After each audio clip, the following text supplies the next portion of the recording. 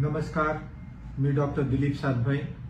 आज आपण NPS वात्सल्य बचतीसह pension योजनेसंदर्भात थोडीशी माहिती घेणार आहोत। आपल्याला कल्पना असेलच की केंद्रीय अर्थसंकल्प 2024 मध्ये आपल्या भारताच्या अर्थमंत्री निर्मला सीतारामन यांनी केलेल्या घोषणेनुसार एक नवीन योजना NPS वात्सल्य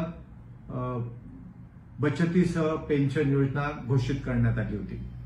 आता ही योजना जी आहे ही 18 वर्षाखालील अल्पवयीन मुलांसाठी तयार केलेल्या बचतीसह पेन्शन योजना मानण्यात आली आहे। आता या संदर्भात पालकांनी त्यांच्या मुलांच्या भविष्यासाठी पेन्शन खातं उघडून त्यात दीर्घकालीन संपत्तीसाठी भौमितिक चक्रवाढ शक्तीचा फायदा घेऊन बचतीद्वारे मुलांच्या निवृत्ती पश्चात अर्थार्जन करण्यासाठी मोठी गंगाजळी निर्माण करण्याचा एक नवीन गुंतवणूक पर्याय या योजनेद्वारे उपलब्ध करून दिला आहे।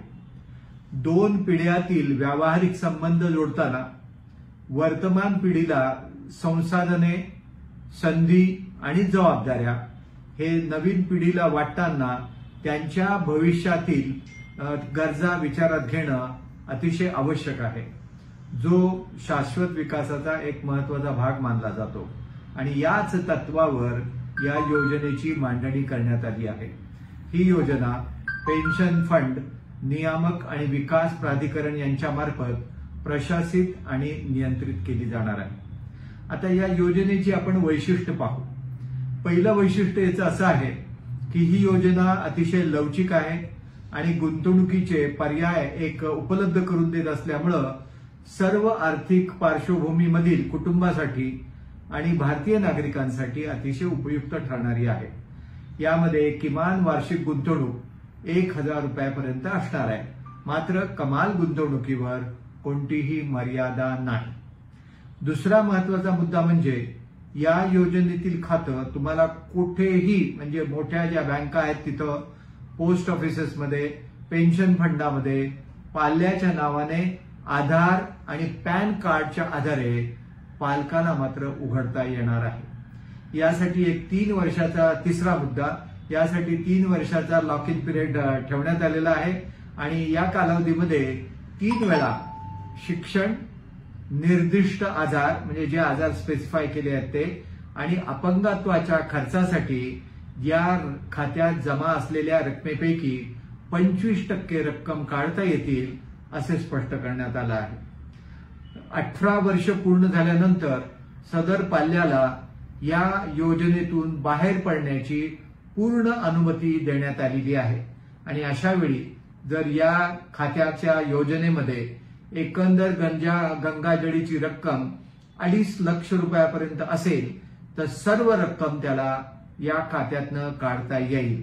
पण जर समजा रक्कम 2.5 लाखापेक्षा जास्त असेल तर मात्र 20% रक्कम काढण्याची अनुमती या खात्यातनं काढण्याची सदर पाल्याला देण्यात आली आहे, जर बाकीची 80% रक्कम सदर पाल्याला खातं चालू ठेवून अन्युटीसाठी वापरायची असेल तर।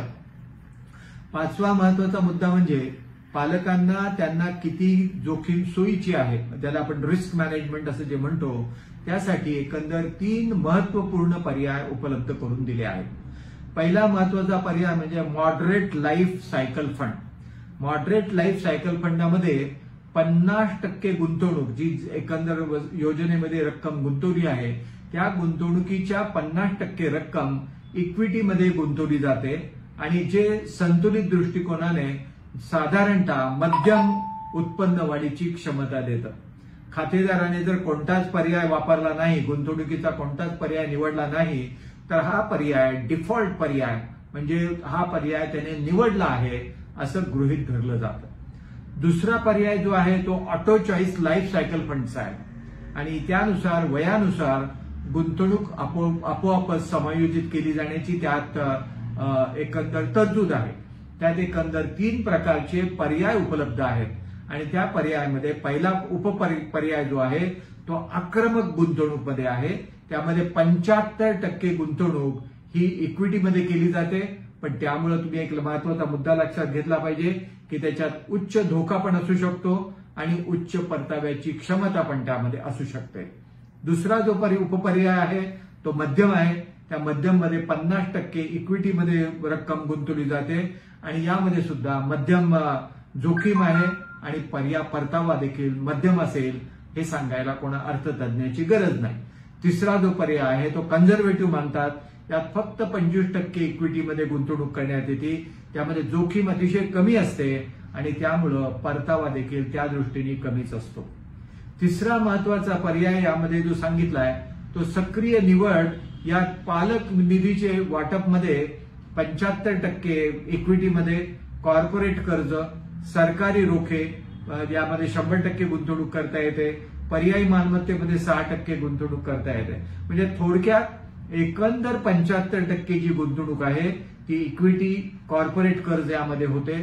बरीच गुंतवणूक सरकारी कर्ज रोख्यामध्ये होते आणि पर्यायी मालमत्तेमध्ये 6% पर्यंत गुंतवणूक होऊ शकते.